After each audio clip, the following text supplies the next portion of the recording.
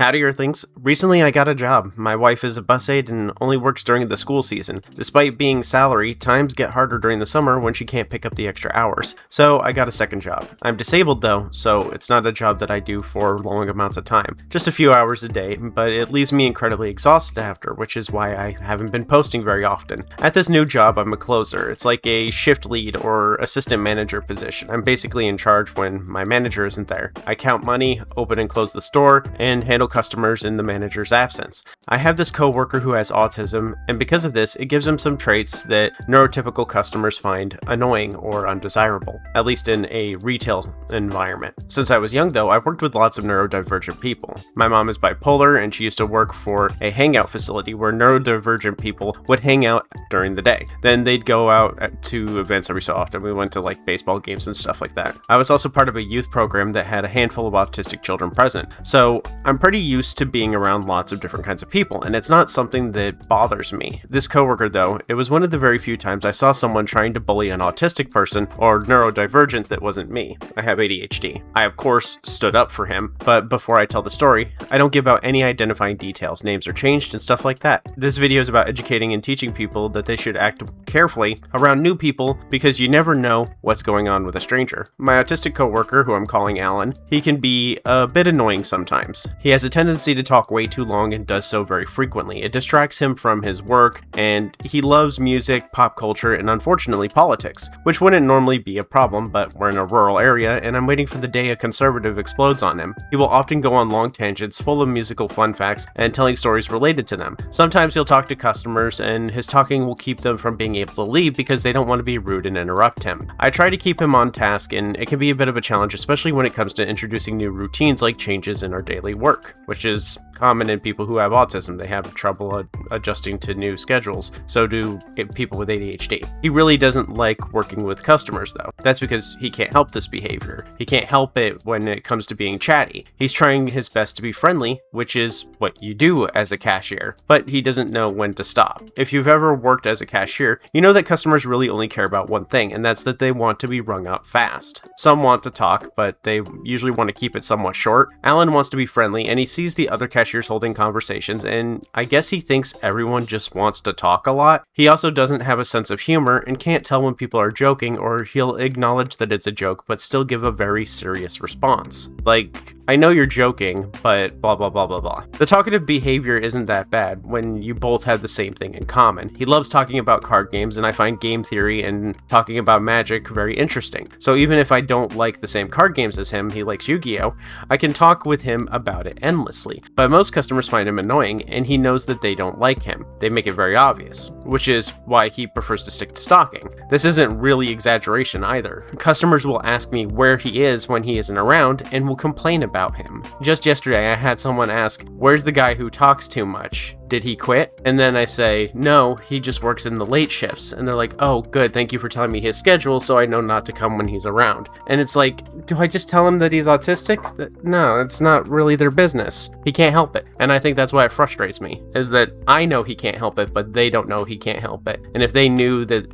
they were saying these kinds of things, they would probably feel bad about it, or, well, I can tell them that he's autistic and that he can't help it, but they won't really care. But my thought is if he can't control it, then there isn't a point in worrying about it. My philosophy is that we shouldn't waste energy on things that we can't control, so that we do have the energy to manage the things that we can control. Anyway, my job during our shifts is to do cashier stuff. Customers love me, or at least they tolerate me. I say hello, ask if they want a bag, ring them up, maybe compliment their shirt, ask their kid if their summer is going well, and help them pay. Say have a good night, and that's it. If people are in a bad mood or they seem like they're trying to mess with me, I give them just the necessary talk for ringing them up and don't let them offload their bad vibes onto me. Their problems can stay their problems. I'm not a psychiatrist, not for minimum wage. It's really just the bare minimum, and as long as you're not mean to customers or slowing them down, they couldn't care less. Dealing with customers is like dealing with eldritch beings. You sacrifice a couple of animals and you do what you think they want and just hope that they don't blow up your homeworld again. When the customers aren't around, I'll restock nearby shelves so Alan can focus on the back of the store, so I'm close to the register when someone comes in. One of the times that I'm stocking candy, it's further back than usual. I can hear people laughing and Alan talking. I immediately think, oh no, they're messing with him, aren't they? so I get closer but stay out of sight and listen in. I can hear one of them and his speech is slurred. I go to the end of the aisle and pretend to be stalking at the end cap. I peer around the edge and watch from a distance. Alan is still a full-grown man, and I don't know him that well. I don't know if he'd like me butting in for him in one of these situations. As I watch, I notice the guy who is slurring his speech is a younger guy wearing an arm wrap. The other is a woman who I later find out is probably his girlfriend. The guy is sitting there laughing while Alan talks. The woman is saying stop it every so often as if trying to keep her guy in check. Alan doesn't understand what's going on and gets a confused look and walks past them, likely to come find me to help him, because whenever he doesn't know how to help a customer, he just comes and finds me. As he walks past the guy, he accidentally bumps into the guy's wrapped arm. I've been watching the whole time, and Alan is not a fast guy. He doesn't walk fast, he doesn't go fast, he doesn't make sudden movements or anything like that. He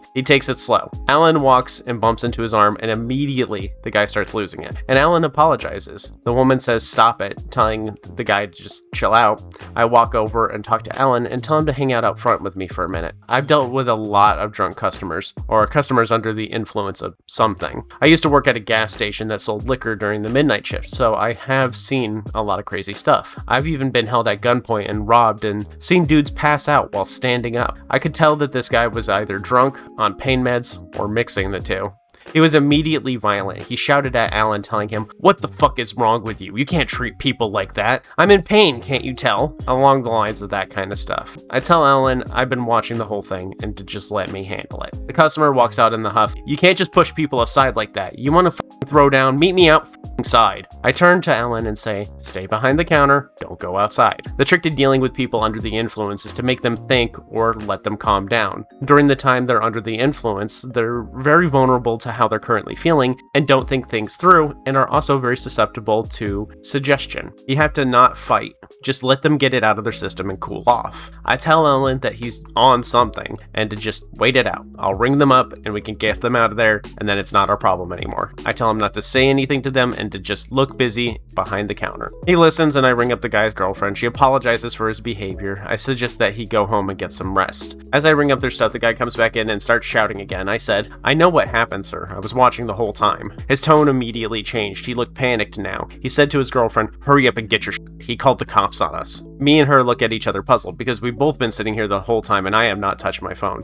And she says, "You didn't call the cops, did you?" I said, "No. Do I need to?" She looked at him and back to me, and I said, "If you're both good, we're good." She said they were good and told him to come over and help with the groceries. I rung them up, and as it goes, he starts handing me the heavy stuff with his wrapped arm. I take it from him to prevent more strain to his arm, and then it hit me. Was he maybe faking being hurt in order to pull a scam on us? Like, it's a terrible thing to think, but it happens all the time, right? I pushed that thought out of my head. His behavior was already absurd enough as is. Alan barely brushed past him, and he acted like that. Maybe he was just acting this way because of whatever he was on. The lady snaps me out of it by saying, "We were only joking with him." I said again, "I know what happened. I was watching the whole time." She said, "Oh." I told her, "He can't tell when you're joking, so you know. He has autism." She looked up at me, and she got a sad look on her face. It was more like shame, and then she exclaimed, "I'm so sorry, we're not like that." I later told the whole thing to my manager, and he said, "But they are like that. Even if it wasn't Alan, they were still trying to bully an employee who can't do anything about it," which is exactly my thoughts. At the worst, they bullied an autistic man for fun, and at best, they bully retail workers for fun. My manager also said that I handled this a lot nicer than he would have. I finished ringing them up in silence and sent them on their way. I pull Alan aside and talk to him. I check if he's okay and ask him if he needs a break. He says he's fine. I told him that those people were messing with him and that I was listening in. He asked why I didn't want him to go outside, and I told him that had he gone outside, he would have accepted that guy's invitation to a fight. After that, he told me that no one has ever stood up for him like that. I said, "You can't help being how you are, but other people can help how they act around you." My manager later told me that no one else has stood up for him like that, probably because they've never seen it happen before. My boss stood up for him in the past when Alan wasn't around, defending his job and keeping him from being fired, because there has been bosses that tried to fire him because they find him annoying. But again, he can't help it, and firing him for something he can't help because because he's autistic would be discrimination. But my boss has never had to defend him in person before, but I think my boss would do it if given the opportunity. He just,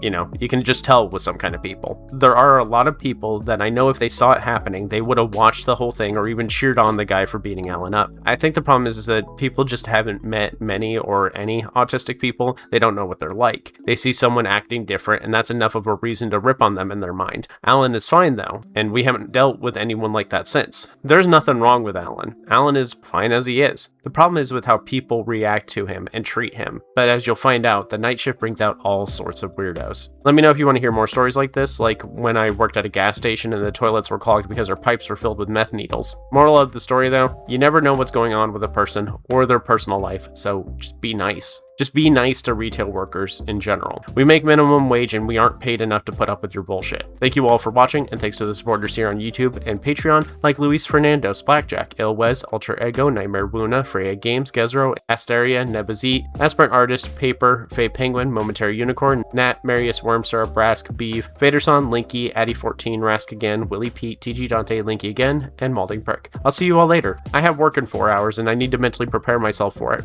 Bye.